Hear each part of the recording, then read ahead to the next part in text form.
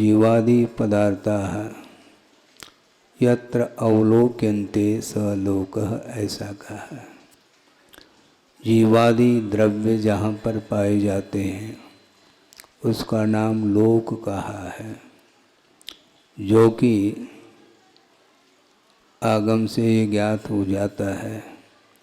343 राजू घन राजू प्रमाण यह लोक है, जो कि 6 द्रव्यों से ठसाढ़स भरा हुआ है।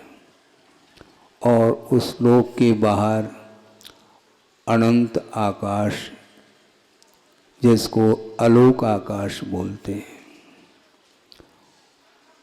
और यह द्रव्य की जो व्यवस्था है वो अपने आप में है। इस लोक का निर्माता कोई दूसरा हो या मन में विकल्प आ सकता है, किंतु इस सृष्टि का निर्माता कोई भी व्यक्ति नहीं है।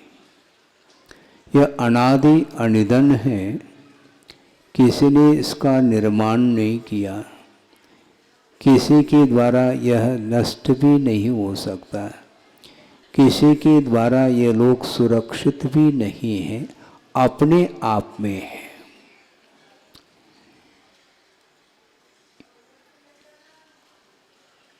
गुरुदेव ने एक बार ये बात रखी थी, किसी सज्जन ने जिज्ञासा रखी, उसके समाधान के रूप में विषय रखा था। जिज्ञासु ने ये जिज्ञासा रखी थी कि महाराज, ईश्वर के विषय में आपके क्या विचार हैं? ईश्वर कोई वस्तु है क्या नहीं? कोई व्यक्ति विशेष का नाम ईश्वर है, इस प्रकार हमारी अपनी धारणा है। इस विषय में आपका क्या ख्याल है? तो गुरुदेव ने बहुत अच्छा आगमिक उत्तर दिया। उनकी जिज्ञासा यह थी कि महाराज, आप ईश्वर को मानते कि नहीं मानते? मैं ईश्वर को क्यों नहीं मानता, किंतु ईश्वर को मानने का अर्थ ये नहीं है कि मैं ईश्वर कर्तृत्ववाद को स्वीकार करना हूं। ईश्वर कर्तृत्ववाद को मैं नहीं स्वीकार करता, ईश्वर को स्वीकार करता हूं। और वह ईश्वर एक नहीं हुआ करता, ये ध्यान रखें। ईश्वर का अर्थ भगवान हुआ करता है, जो कि शुद्ध अवस्था में विराजमान होते हैं।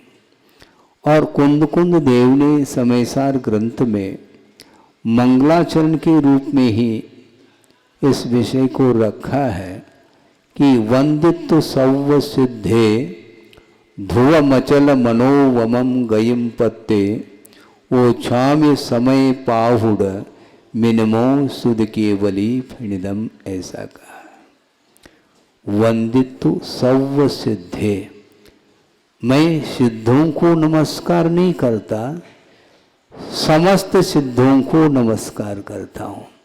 इससे स्पष्ट है सिद्ध परमेष्टि एक नहीं, अनंत के रूप में विद्यमान है, उनकी मैं वंदना करता हूँ। और सिद्ध परमेष्टि 3 लोक के स्वामी हुआ करते हैं, फिर भी उनके अंदर स्वामित्व भाव नहीं है। 3 लोक के नाथ है, इसी को ईश्वर बोलते हैं, किंतु वह ईश्वर एक नहीं है। किसी व्यक्ति विशेष का नाम ईश्वर नहीं, किंतु जिन्होंने साधना के माध्यम से प्रभुत्व शक्ति को उद्घाटित किया है, उसको ईश्वर बोलते हैं। इसी को भगवान के रूप में हम स्वीकार करते हैं, किंतु ईश्वर के द्वारा, भगवान के द्वारा सृष्टि का निर्माण नहीं हुआ है। ये अनादि अनिधन यह वस्तु की व्यवस्था है, इसको स्वीकार कर लेनी पड़ेगी। अन्यथा बहुत बड़ी बाधा ये आएगी, वह ये है यदि ईश्वर ने सृष्टि का निर्माण किया है तो ईश्वर को किसने निर्माण किया? सुन रहे हैं आप?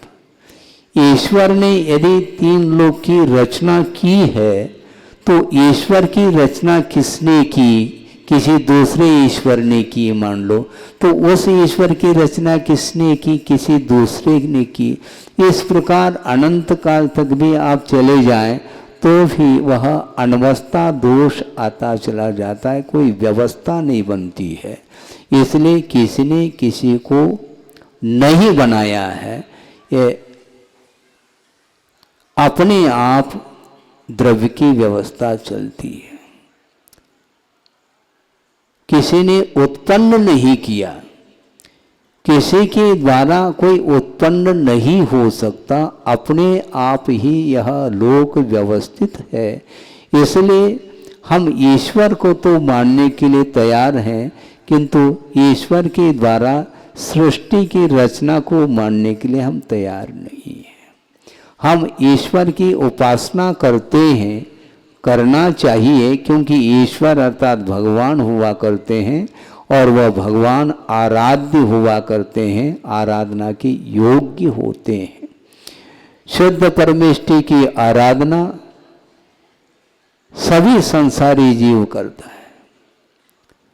पंच परमेष्टि की आराधना आप लोग करते हैं, उसमें अरहंत, शुद्ध, आचार्य, उपाध्याय और सर्व साधु, इन पांचों परमेष्टियों की उपासना की जा रही है। और उसमें सबसे श्रेष्ठ कौन है? आपकी दृष्टि गई है क्या? नमोकार मंत्र का जाप आप लोग प्रतिदिन करते हो और उसमें सर्वप्रथम नमो अरहंतानम ऐसा कहा। तो इन पांच परमेष्टियों में अरहंत परमेष्टि सर्वश्रेष्ठ है क्या, यह प्रश्न उठता है। किंतु अरहंत परमेष्टि समस्त परमेष्टियों में सर्वश्रेष्ठ नहीं है। फिर कौन है? शुद्ध परमेष्टि श्रेष्ठ है, क्योंकि शुद्धावस्था के उपरांत और कोई भी अवस्था नहीं आ सकती। अरहंत परमेष्टि वो हम और आपके लिए आराध्य हैं, किंतु वे स्वयं भी आराधक हैं, क्योंकि वे आराध्य हम और आपके लिए, किंतु उनसे भी कोई श्रेष्ठ अवस्था है। उसको प्राप्त करने के लिए उनकी अभी भी साधना कुछ शेष रही है। मौनी कर्म के अभाव के फलस्वरूप केवल ज्ञान उत्पन्न होता है, और केवल ज्ञान को लेकर के जो शरीर के साथ जिनका जीवन चलता है उनको अरहंत परमेष्टि की संज्ञा प्राप्त है, जिसको सकल परमात्मा बोलते हैं। कल का अर्थ होता है शरीर, और शरीर से युक्त जो आत्मा होती है, परमात्मा होती है, उसका नाम सकल परमात्मा। क्योंकि केवली भगवान केवल ज्ञान के द्वारा समस्त संसार को जान रहे हैं, देख रहे हैं, किंतु उनका वह जीवन अभी भी शरीर के अधीन है, शरीर से मुक्त नहीं हुए, वो स्वतंत्र नहीं है, ये ध्यान रखें। वो भी परतंत्रता का अनुभव करते हैं। तो महाराज वो भी हम और आप जैसे हैं क्या? आप जैसे तो नहीं है, मौनी कर्म के अधीन तो उनका जीवन नहीं चल रहा है। संसारी प्राणी का जीवन स्वाधीन नहीं, किंतु मोह के अधीन चल रहा है। इसको पराधीन जीवन बोलते हैं। किंतु जिन्होंने मोह को परास्त कर दिया है और केवल ज्ञान को उत्पन्न कर दिया है, उनका जीवन परतंत्र नहीं स्वतंत्र है, किंतु मोहनी कर्म का अभाव करने के बावजूद भी उनका जीवन अभी भी आयु कर्म के आश्रित चल रहा है। आयु कर्म का जब तक अभाव नहीं होगा तब तक सिद्धत्व की उपलब्धि नहीं हो सकती, यह सिद्धांत है। तो अंतिम यदि कोई शुद्ध पर्याय है तो शुद्ध अवस्था है, और उसके निकटवर्ती कोई पर्याय है तो अनंत अवस्था है। तो महाराज फिर विकल्प होता है। क्या विकल्प? अभी तक तो विकल्प हो नहीं रहा था, किंतु विकल्प ये उठता है महाराज, पंच नमस्कार मंत्र में सिद्ध परमेष्टि को प्रथम स्थान देना चाहिए, कायदे से देखा जाए तो बिल्कुल ठीक है। क्योंकि अनंत परमेष्टि के पास अभी भी 4 अघातीय कर्म विद्यमान है। मात्र 4 घातियों का घात करके केवल ज्ञान को प्रकट कर लिया है। अरहंत का अर्थ पूज्यता को प्राप्त हुए हैं, किंतु अभी भी वे गुणस्थान अतीत आत्म तत्व का अनुभव नहीं कर रहे हैं। 14वें गुणस्थान के अंतिम समय तक जो संवेदन होता है वह असिद्ध अवस्था का ही संवेदन होता है। बहुत अच्छा उदाहरण दिया था गुरुदेव ने, आपके सामने रख रहा हूँ। क्योंकि मैं जो भी रखता हूँ मैं अपने तरफ से कुछ रखता नहीं, जो गुरुदेव ने रखा है उसको दोहराता रहता हूँ, ताकि उसके माध्यम से हमारा भी मन, हमारा भी उपयोग पंच परमिष्टि में लगा रहे।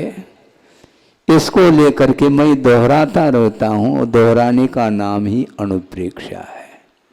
बार बार वस्तु तत्व का चिंतन करने का नाम अनुप्रेक्षा कहा है आगम में। इसलिए प्रसंग के अनुरूप गुरुदेव ने जो विषय दिया था उसको आपके सामने रख रहा हूँ कि अरहंत परमेष्टि और सिद्ध परमेष्टि में क्या अंतर है, क्या फर्क देखने में आता है, इसको रखा है। उदाहरण ये दिया है, घी को प्राप्त करना है? घी का परिचय है क्या नहीं आपको? परिचय क्या महाराज? प्रतिदिन घी हम खाते नहीं, पीते हैं। अच्छा, दूध तो कम पीते हैं, घी ज़्यादा पीते हैं, क्योंकि घी के द्वारा शरीर ज़्यादा पुष्ट होता है दूध की अपेक्षा। तो इसका अर्थ दूध का परिचय आपको है, दूध का स्वाद भी आपने चख लिया है। दूध का, घी का स्वाद आता है कि नहीं आता है? सब अलग अलग आता है। और दूध में घी है क्या नहीं? घी विद्यमान है शक्ति के रूप में, और उस दूधगत जो घृत है, घी है, उसको निकालने के लिए विधि है, और दूध को तपाया जाता है और उसमें जामुन डाल करके जब वह दूध जम जाता है, घी के रूप में परिवर्तित, अपने दही के रूप में परिवर्तित होता है, तो उस दही का मंथन करते हैं तो क्या निकलता है? नवनीत का गोला निकलता है। निकलता है क्या नहीं? देख लो। अब वह नवनीत अपने आप में वह दूध की ही परिणति है, दूध की ही वह अवस्था है, किंतु वह दूध की अंतिम अवस्था नहीं है। अंतिम अवस्था क्या है? घृत है, घी है। तो नवनीत को गुरुदेव ने अरहंत परमेष्टि की उपमा दी है। नवनीत के समान अरहंत परमेष्टि हुआ करते हैं, क्योंकि उस छाछ में वह नवनीत का गोला तैर रहा है, किंतु उसका आधा भाग उस छाछ में डूबा हुआ है। किंतु कभी भी घृत डूबता नहीं, पूर्ण रूप से वह ऊपर तैरता रहता है। दूध में आपने घी डाला। पहले घी डालो पात्र में, और बहुत बड़ा पात्र है मान लो, और उसमें 3-4 किलो आपने घी डाला। उसके बाद 1 चम्मच भी यदि मान लो घी डालते हैं, किंतु पहले दूध ना डालो, पहले घी डालो 1 चम्मच पर। कहने में थोड़ा सा अंतर आया, पुनः उसको आपके सामने रख रहा हूँ। बहुत बड़ा पात्र है, उसमें 1 चम्मच घी डाला है, उसके ऊपर आपने 2-3 लीटर या किलो दूध डाल दिया, किंतु 1 सेकंड नहीं लगता, वह घी दूध के ऊपर तैरता है। उसकी अंतिम अवस्था है, किंतु नवनीत पूर्ण रूप से ऊपर तैर नहीं सकता, वह आधा हिस्सा उसका छाछ में डूबा हुआ है। इसी प्रकार अनंत परमेष्टि की वह अवस्था है, 4 घातिया कर्मों के क्षय करने के फलस्वरूप केवल ज्ञान से वह विभूषित हुए हैं, किंतु सिद्ध अवस्था का संवेदन उन्हें नहीं हो सकता। सुन रहे हैं आप?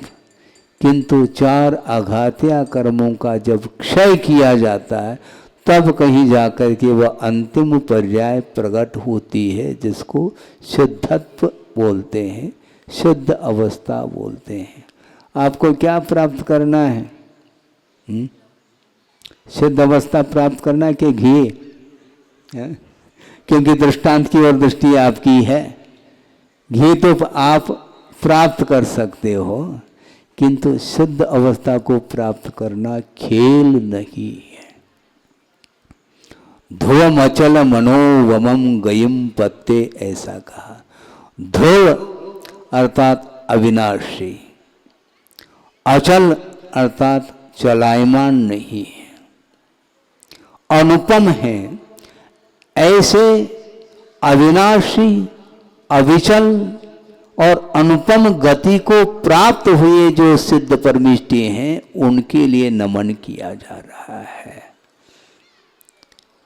पंच परमेष्टि में वो अंतिम सबसे श्रेष्ठ अवस्था मानी जाती है। उनकी आराधना करने के लिए हम और आप बैठे हैं। बहुत कठिन है ये, गुरुदेव ने कहा है, इसलिए उस विषय को जरूर रखना चाहता हूँ, क्योंकि यह आधुनिक युग है, प्रदर्शन का युग है। दर्शन कम करता है संसारी प्राणी, प्रदर्शन ज़्यादा करता है, और प्रदर्शन में उसको ज़्यादा आनंद आता है। प्रदर्शन का अर्थ क्या होता है?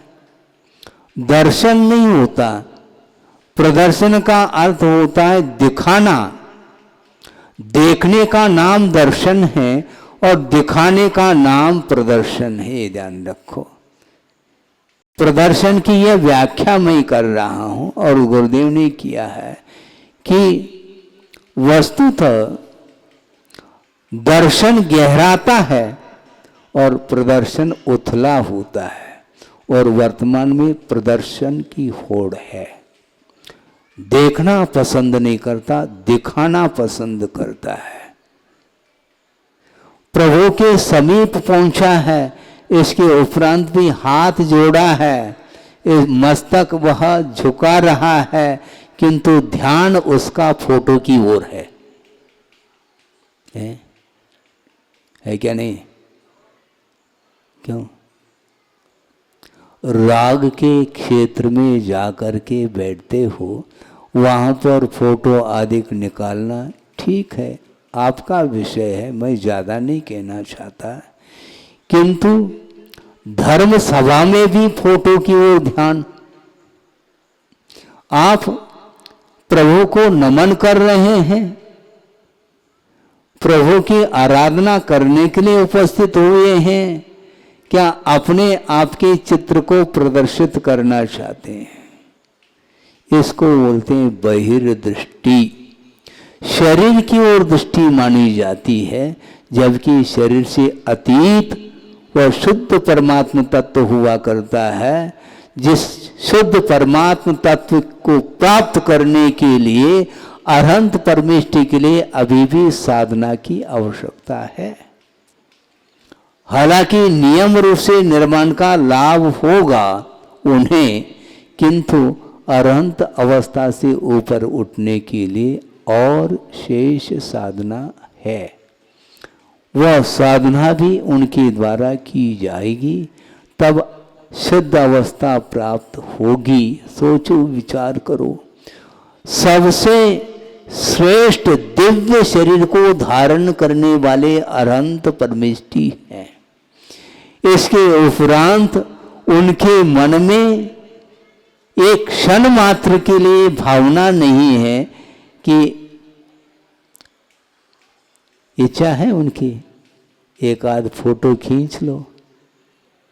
दिव्य शरीर है, सबको देखने में आ जाए।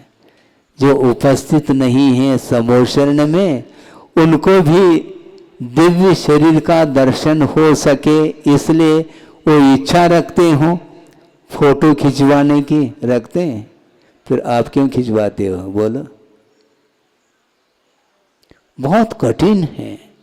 धर्म का श्रवण करना बहुत सरल है, किंतु धर्म का श्रवण करने के उपरांत भी तदनुरूप अपनी चर्या को, अपने जीवन को बनाना अत्यंत कठिन हो गया है वर्तमान में।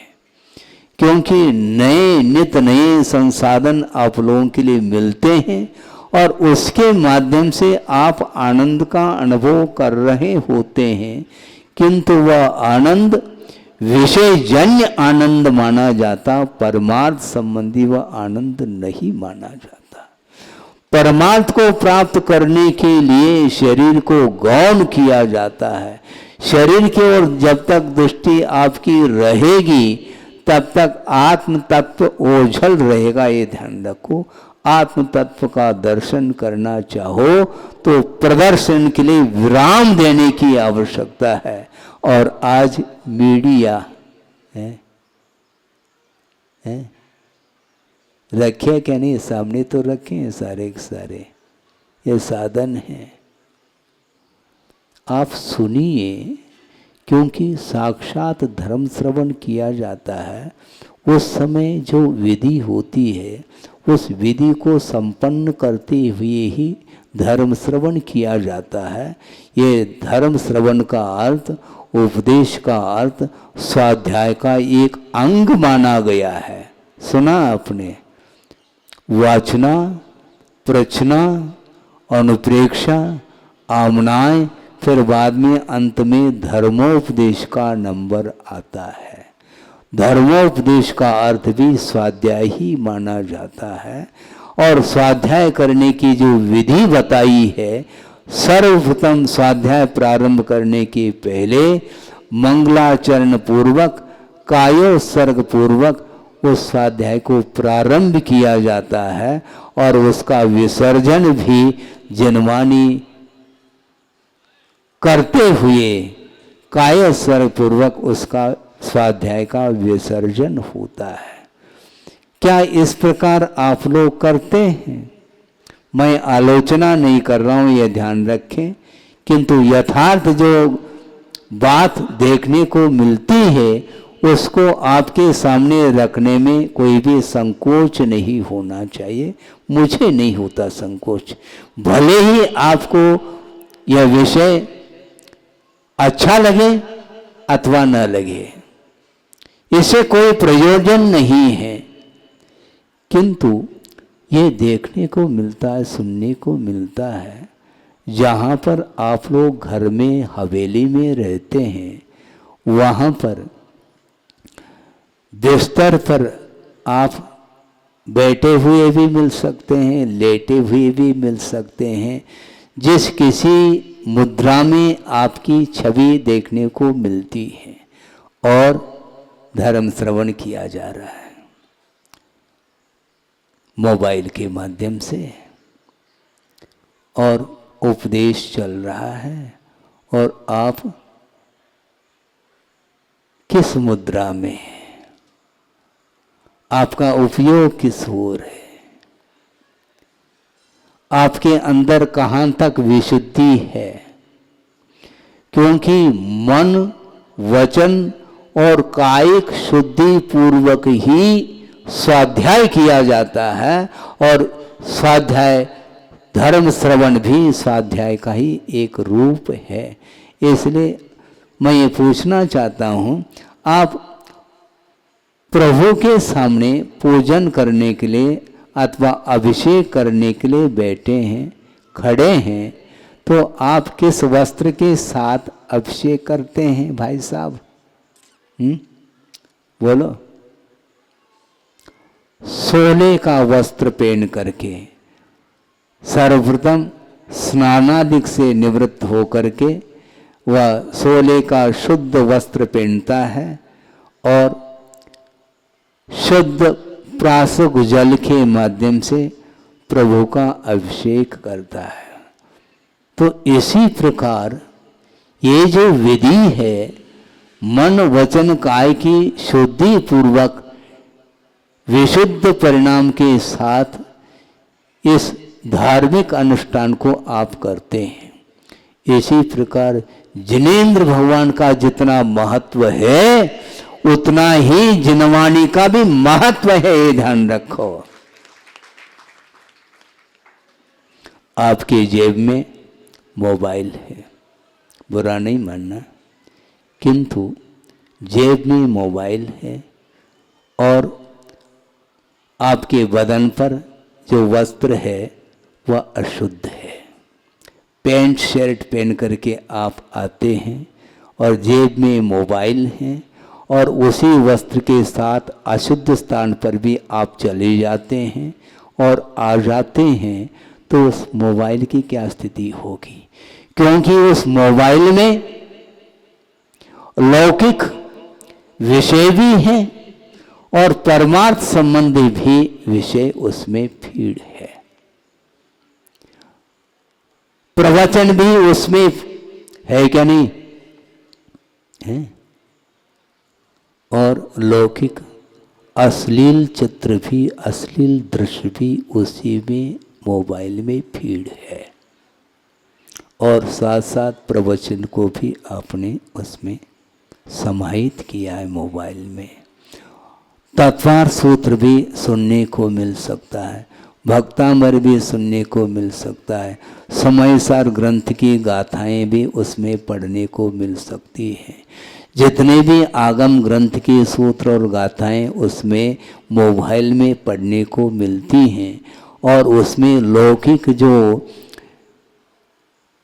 लौकिक क्षेत्र संबंधी रागात्मक दृश्य और रागात्मक गीत आदि भी उसमें समाहित है, और जेब में रखते हैं और अशुद्ध स्थान पर जाते हैं।